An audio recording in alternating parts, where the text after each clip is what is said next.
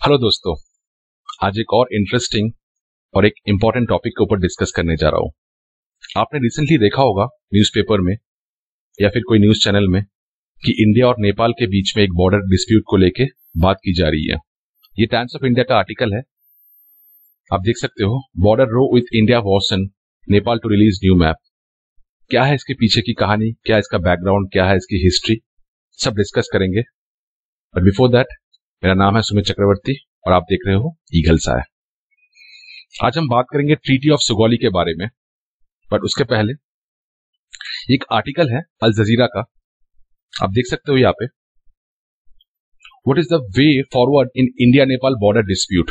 India says new road to Lipulekh falls within Indian territory, but Nepal claims at least 17 kilometre of it lies on its land. तो ये जो treaty of Sugauli है, ये एक बहुत ही interesting और important एक ट्रीटी थी। ये ट्रीटी ब्रिटिश इंडिया और नेपाल के बीच में साइन किया गया था 1816 में, और ये आज काफी चर्चा में भी है क्योंकि नेपाल ने भारत के द्वारा एक रोड बनाए जाने पर ऑब्जेक्शन उठाया है, जो कालापानी रीजन में है, जो आज उत्तराखंड में आता है। और ये जो हमारी रोड है, ये लिपू लेक पास तक जाती है।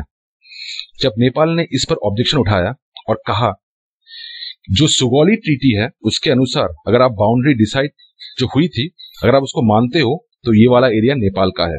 देखिए, लिपू लेक और कालापानी रीजन को लेके इंडिया और नेपाल पहले भी काफी बार आमने सामने हो चुके हैं।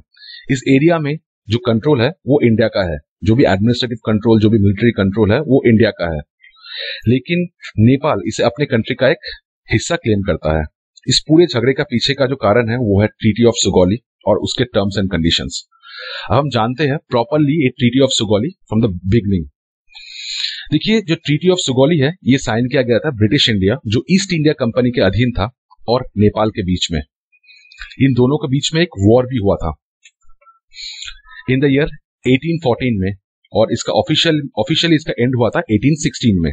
वैसे तो ये 1815 में इसका जो फील्ड पे वॉर था वो खत्म हो गई थी, बट ब्रिटिश इंडिया और नेपाल ने इसको रेटिफाई किया था। मतलब जो नेपाल के राजा का मोहर और ईस्ट इंडिया कंपनी का जो गवर्नर जनरल है उसकी मोहर लगी थी 4 मार्च 1816 में। इसे एंग्लो नेपालीज वॉर भी कहते हैं, और इसके बाद ही ये ट्रीटी ऑफ सुगौली साइन की गई थी। देखिए, जो ब्रिटिशर्स थे वो 1947 में इंडिया को छोड़ के चले गए, बट आज भी इंडिया और नेपाल के लिए ट्रीटी ऑफ सुगौली बहुत ही इंपॉर्टेंट है, क्योंकि इसी ट्रीटी ने नेपाल के बॉर्डर को डीमार्केटेड किया था, और नेपाल उसी को बेसिस बना के आज भी इस विवाद पे उलझा हुआ है। जैसे कि मैंने कहा कि ईस्ट इंडिया कंपनी और गोरखा साम्राज्य के बीच में जो युद्ध शुरू हुआ था 1814 में, इस एंग्लो नेपाली वॉर के पीछे का सबसे मेन रीजन था उस समय का governor general of Bengal lord Francis Hastings की। जैसे ही हेस्टिंग्स ने भारत में कदम रखा तो उन्होंने देखा कि उत्तर भारत, जो हमारा नॉर्थ इंडिया है अभी, वहां पे 3 ऐसे पावर है जो उनके अधीन में नहीं थे।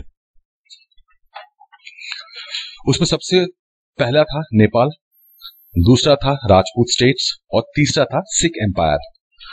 राजपूत स्टेट्स तो फिर भी सब्सिडरी स्टेट्स में लाना स्टार्ट कर दिया गया था उस समय, बट नेपाल और जो सिख एम्पायर था वो अभी तक ब्रिटिश के अधीन नहीं थे। तो अब हेस्टिंग्स ने सबसे पहले नेपाल पर अपनी नजर गड़ाई। देखिए, यहाँ पे है तिब्बत, मैं आपको दिखाता हूं ये मैप में, यहाँ पे है तिब्बत, और ईस्ट इंडिया कंपनी तिब्बत के साथ एक फेवरेबल ट्रेड करने के लिए, तिब्बत के साथ ट्रेड करने के लिए एक फेवरेबल रूट चाहती थी, और उसे वो मिल नहीं रहा था। और यहाँ पे है सिख एम्पायर, आप यहाँ पे देख सकते हो, यहाँ पे है सिख एम्पायर। इसका मतलब जो कश्मीर वाला एरिया है ये भी कंप्लीटली लॉक हो गया। तो हेस्टिंग्स ने ट्राई किया कि उन्हें नेपाल के थ्रू एक ट्रेड रूट मिल जाए तिब्बत से ट्रेड करने के लिए, परंतु जो नेपाल का राजा था उन्होंने ईस्ट इंडिया कंपनी को नेपाल के थ्रू तिब्बत के साथ ट्रेड करने की अनुमति नहीं दी। तो फ्रांसिस हेस्टिंग्स ने फायदा उठाया एक बाउंड्री डिस्प्यूट का, और यही कारण बना इस एंग्लो नेपालीज वॉर की। देखिए, मैं आपको दिखाता हूं मैप में, ये जो तराई का, अवध और तराई का रीजन है, ये जो रीजन है ये इनिशियली में नेपाल का बाउंड्री था, मतलब बॉर्डर था। यहाँ पे जो आप ग्रीन वाले, जो डीप ग्रीन वाले एरिया देख रहे हो, ये है तराई रीजन। तो यहाँ पे उस समय पे अवध और तराई में यहाँ पे एक डिस्प्यूट था इंडिया और नेपाल का, तो उसी को रीजन बना के इस लड़ाई की शुरुआत की गई। उस समय का जो नेपाल था वो आज के नेपाल से काफी बड़ा था। आज का जो उत्तराखंड और जो हिमाचल प्रदेश है उसका एक बहुत बड़ा हिस्सा उस वक्त नेपाल के अधीन था। ये उस समय का मैप है। और यहाँ पे आप देख सकते हो ये सतलज नदी, यहाँ इस साइड पे सतलज नदी है, वहां से लेके यहाँ पे सिक्किम के इस साइड में जो तीस्ता रिवर है वहां तक नेपाल की बाउंड्री थी। और इस एरिया को बढ़ाने के लिए भीमसेन थापा नाम के एक आदमी का बहुत बड़ा योगदान था। यह है उनकी फोटो, भीमसेन थापा। वो इनिशियली में एक आर्मी जनरल थे और बाद में नेपाल के प्राइम मिनिस्टर बन गए थे। वो एक तरह से नेपाल को राज करते थे फ्रॉम 1806 से लेके 1837 तक, क्योंकि उस वक्त का जो नेपाल का ऑफिशियल राजा था, उनका एज था बिल्कुल बस 16 साल, और कोई भी 16 साल के लड़के के पास इतनी पावर नहीं हो सकती थी। तो इसलिए भीमसेन थापा ने स्पेशली 1806 से लेके 1813 तक बहुत ही एग्रेसिवली नेपाल का जो बाउंड्री है उसको एक्सपेंड किया था। उन्होंने वेस्ट पे चारों साइड से उन्होंने जो नेपाल का बाउंड्री है उसको बढ़ाया था। उन्होंने ईस्ट में सिक्किम का था, सिक्किम यहाँ पे ईस्ट में सिक्किम तक उसका, सिक्किम से लेके यहाँ पे वेस्ट में गढ़वाल कुमाऊं, और कभी एक समय पे वो कांगड़ा के फोर्ट तक पहुंच गए थे नेपाल का बॉर्डर। मैं कंपैरिजन के लिए मैं आपको दिखाता हूं इस मैप में। देखिए ये है उत्तराखंड रीजन, यहाँ पे है गढ़वाल और कुमाऊं, और यहाँ पे है ये है हिमाचल प्रदेश। यहाँ पे इस जगह पे मैंने यहाँ पे मार्क करके रखा हुआ है, यहाँ पे है कांगड़ा फोर्ट। तो कांगड़ा फोर्ट से लेके तीस्ता नदी, ये जो सिक्किम है, यहाँ पे तीस्ता नदी तक नेपाल का बॉर्डर था। और ये जो आज का नेपाल है वो बस यहाँ पे सीमित है।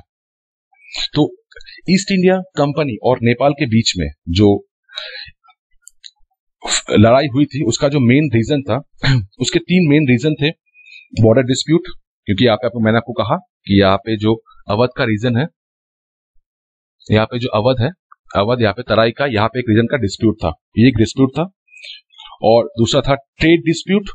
ईस्ट इंडिया कंपनी को तिब्बत के साथ ट्रेड करना था पर उसे फेवरेबल कोई रूट नहीं मिल पा रहा था। और दोनों ही एम्पायर, जो नेपाल के एम्पायर थे, जो गोरखा एम्पायर थे, और ब्रिटिश जो एम्पायर थे, दोनों ही काफी एम्बिशियस थे। तो और ब्रिटिशर्स ये सब देख रहे थे, क्योंकि गोरखा जो किंगडम थे वो गढ़वाल कुमाऊं इवन कांगड़ा के फोर्ट तक पहुंच गए थे, और सिक्किम को भी उन्होंने अपना अधीन में बना लिया था। और ये सब ईस्ट इंडिया कंपनी बंगाल में बैठ के देख रहे थे। तो ऑब्वियस है दोनों पावरफुल एम्पायर है। अब एक एम्पायर अपना पावर, अपना जो साम्राज्य उभरा रहा है, तो ऑब्वियसली उस समय में युद्ध होना काफी लाजमी था।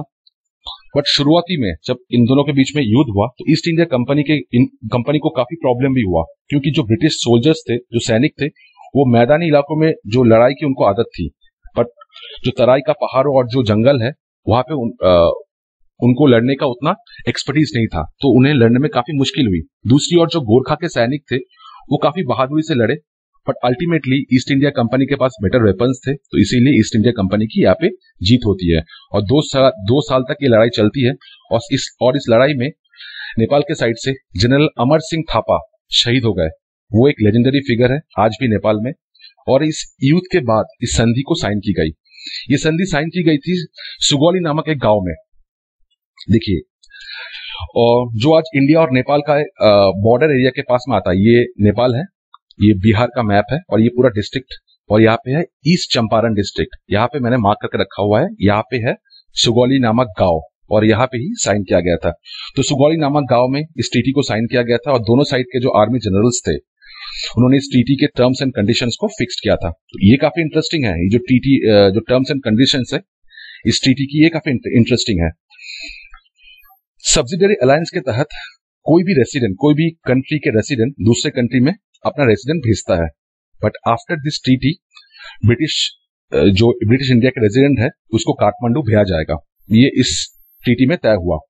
जो दूसरा कंडीशंस था वो था जो गोरखा एम्पायर द्वारा जीते हुए जितने भी उनके बड़े बड़े एरियाज थे उनको उनसे वापस ले लिया गया। इसमें सबसे इंपॉर्टेंट था कुमाऊं और गढ़वाल रीजन, जो आज का उत्तराखंड और हिमाचल प्रदेश है।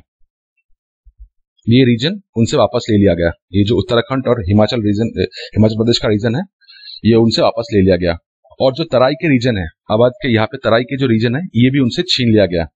ईस्ट इंडिया कंपनी ने सिक्किम राज्य, जो नेपाल ने लगभग 40 साल तक शासन किए थे, वो भी नेपाल से छीन लिया गया। और इस तरह नेपाल के बाउंड्री को 3 साइड से कम कर दी गई। ऑलमोस्ट 1/3 ऑफ द नेपाल का एरिया कम कर दिया गया था। और इस एरिया को डिमार्केटेड करने के लिए नदियां फिक्स कर दी गई। वेस्ट में महाकाली नदी, यहाँ पे आप देख सकते हो, ये वेस्ट में महाकाली नदी है, ये महाकाली नदी है, इसको यहाँ पे फिक्स कर दी गई। और ईस्ट में मेची नदी फिक्स कर दिया गया है, यहाँ पे ये मेची नदी है, इसको यहाँ पे फिक्स कर दिया गया बॉर्डर को। और आज भी इंडिया और नेपाल की बॉर्डर इसी नदी के द्वारा तय की जाती है, और ये ट्रीटी ऑफ सुगौली में साफ साफ लिखा गया है। तो अभी आपको लग सकता है कि अगर इतना कुछ फिक्स करके गया है तो प्रॉब्लम अभी फिर नया बॉर्डर का डिस्प्यूट क्या हो गया है, क्या है? देखिए, मैं आपको दिखाता हूं मैप में। यह है उत्तराखंड का रीजन, और इस एरिया में आता है काला पानी, और इस जगह पे कहीं पे है लीपू लेक, और इसी को लेके सारा प्रॉब्लम है। प्रॉब्लम सिर्फ इतनी है, देखिए, कोई भी जब नदी, अगर आप उसको ऊपर से देखते हो, अगर आप कोई उसका उद्गम स्थल देखते हो, तो एकदम से वो एकदम बड़ा नदी बन के नहीं गिरता है। काफी सारे छोटे छोटे जो स्ट्रीम होते हैं वो मिलके ही एक बड़ी नदी बनती है।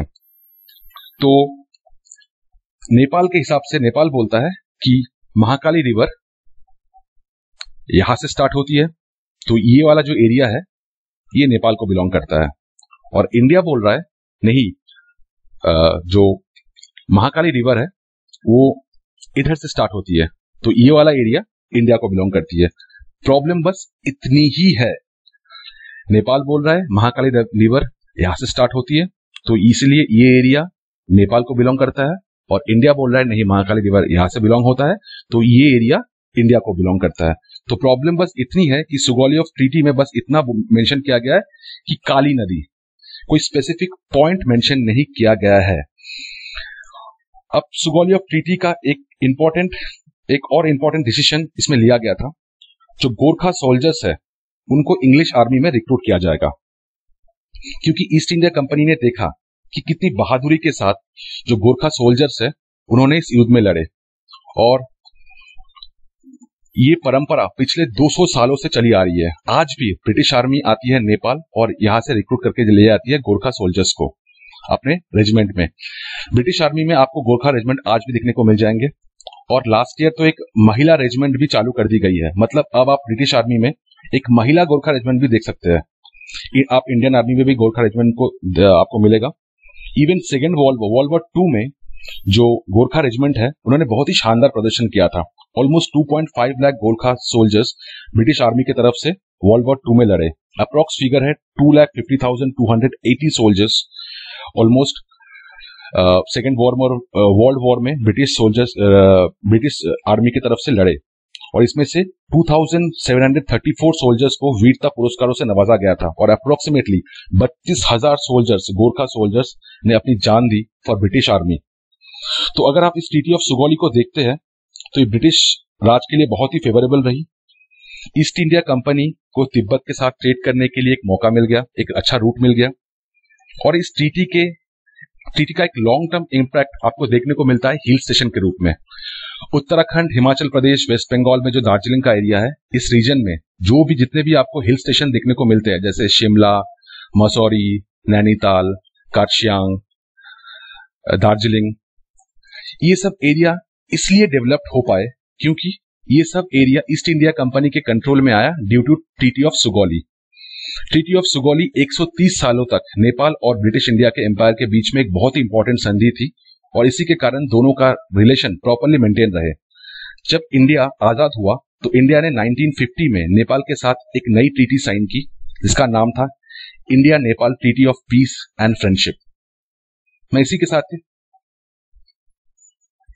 ये वीडियो समाप्त करता हूं। If you like this video, kindly subscribe my channel and don't forget to hit the like button. Thank you very much.